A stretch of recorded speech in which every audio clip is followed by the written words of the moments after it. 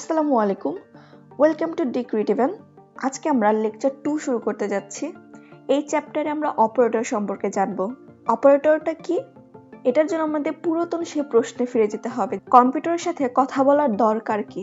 উত্তর হলো, কম্পিউটার কখনো লজিক ভুল করে না বা ম্যাথমেটিক্যাল অপারেশন ভুল করে না। আমরা যদি কোনো ম্যাথমেটিক্যাল সলভ দেই, যেমন 97 সাথে 23 প্লাস করতে হবে বা মাইনাস করতে হবে, তাহলে কম্পিউটার আমাদের কথা অনুযায়ী প্লাস অথবা মাইনাস করে দিবে।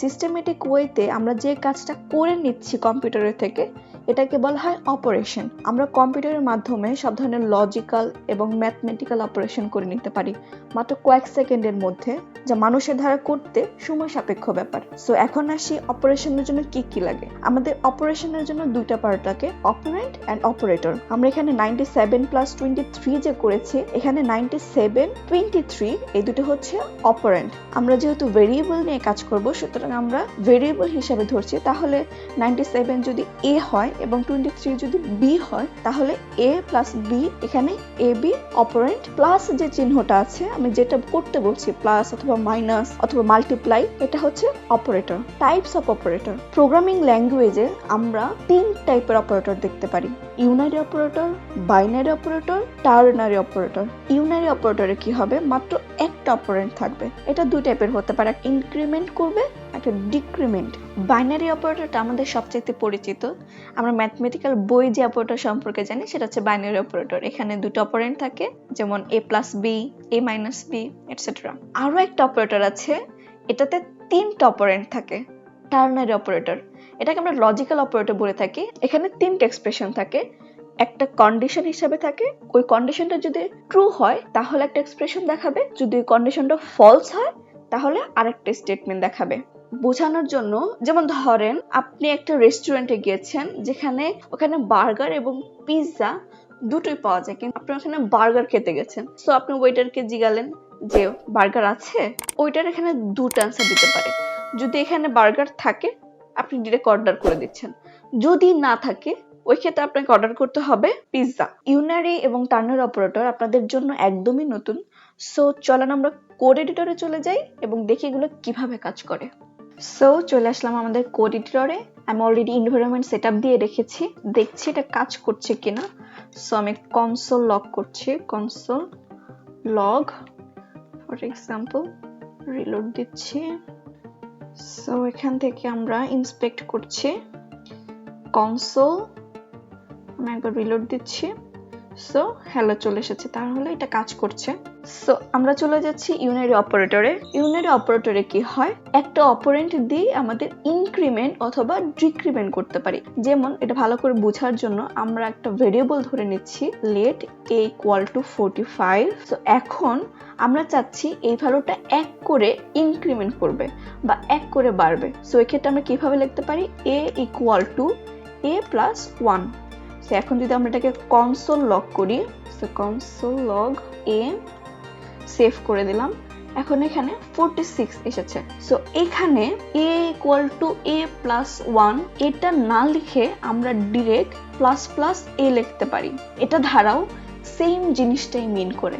যদি আমরা এখানে এটাকে কমেন্ট আউট করে আমরা এখানে a প্লাস প্লাস করে দিলাম বা প্লাস প্লাস a করে দিলাম, প্লাস প্লাস a এবং a প্লাস প্লাস এই দুটো অলমোস্ট সেম জিনিসই, কিন্তু কি হচ্ছে, যখন আমরা প্লাস প্লাস a করছি তখন প্রথমে ইনক্রিমেন্ট হচ্ছে, পরবর্তীতে গিয়ে কাজটা করছে। আর a প্লাস প্লাস প্রথমে কাজটা করছে, পরবর্তী গিয়ে ইনক্রিমেন্ট হচ্ছে। এটা সম্পর্কে পরে আমরা ভালো করে বুঝবো যখন আমরা ফর বা হোয়াইল লুপ সম্পর্কে জানবো। সো এটা 46 দেখাচ্ছে। সো এখন আমরা চাচ্ছি ডিক্রিমেন্ট করতে। আমরা যে কাজটা করেছি এখানে সেটাকে বলা হয় ইনক্রিমেন্ট। এরপর আমরা করতে চাচ্ছি ডিক্রিমেন্ট। সো ডিক্রিমেন্টের ক্ষেত্রে কি হবে, সেম জিনিসটাই। ডিক্রিমেন্টটাকে যখন আমরা 1 মাইনাস করতে চাচ্ছি, ভ্যালুকে 1 মাইনাস করতে চাচ্ছি, যেমন লেট b ইকুয়াল টু ধরলাম 50। সো আমরা চাচ্ছি b কে মাইনাস করতে, so b equal to b minus 1। So এটাকে যদি আমরা কনসোল লগ করি, b, সেভ করলাম। 49 চলে এসেছে, মানে কি এখান থেকে 50 ছিল, 1 মাইনাস করে দিয়েছি, 49 চলে এসেছে। সো এটাকেই আমরা b মাইনাস মাইনাস আকারে লিখতে পারি। আমরা যদি এটাকে ইকুয়েশনটাকে কমেন্ট আউট করে আমি b মাইনাস মাইনাস করে দিলাম। সো এখন আমি কনসোল লক করছি, সেম ভ্যালুটাই দেখাচ্ছে। ইউনারি অপারেটর দ্বারা আমরা এই দুইটা কাজই করে থাকি। সো এখন আসি বাইনারি অপারেটরে। বাইনারি অপারেটর আপনারা সবাই পরিচিত, যেমন এখানে আমি a এবং b ডিক্লেয়ার করেছি। সো আমি এখন চাচ্ছি যে সাম equal to a plus b হবে। তো এখানে a প্লাস b, এখানে দুইটা অপারেন্ড থাকতেছে। তো আমরা যদি এখন কনসোল লক করি, তাহলে বলেন যে ভ্যালুটা কি আসবে। পজ করে কমেন্টে বলেন ভ্যালুটা কত আসবে। এখানে আমরা a এর ভ্যালু চেঞ্জ করেছি, b এর ভ্যালু চেঞ্জ করেছি। সো আমাদের এখানে কি হচ্ছে, এখানে আমাদের a এর ভ্যালুটা কত বর্তমানে, এর ভ্যালুটা আমরা প্লাস প্লাস করেছি, তার মানে এর ভ্যালুটা হচ্ছে 46 এবং b এর ভ্যালুটা হচ্ছে 49। সো এটার সাম চলে আসবে। সো আমরা দেখছি এটা ইকুয়াল টু 95 অবভিয়াসলি। সো এই ভ্যালুটা দেখিয়েছে। এখন আসি টার্নারি অপারেটরে। টার্নারি অপারেটরে কি বলেছিলাম যে একটা কন্ডিশন থাকবে, কন্ডিশন প্রশ্নবোধক কন্ডিশন, যেটা ট্রু হবে কিনা ফলস হবে। সো এক্সপ্রেশন ইফ ট্রু, এরপর কি, এরপর হচ্ছে colon expression if false. So এটা এই ব্যাপারটা ক্লিয়ার। এখন আমরা এটা বোঝার জন্য, যেমন ধরেন আমি এখানে একটা ভেরিয়েবল নিলাম লেট এজ ইকুয়াল টু 18।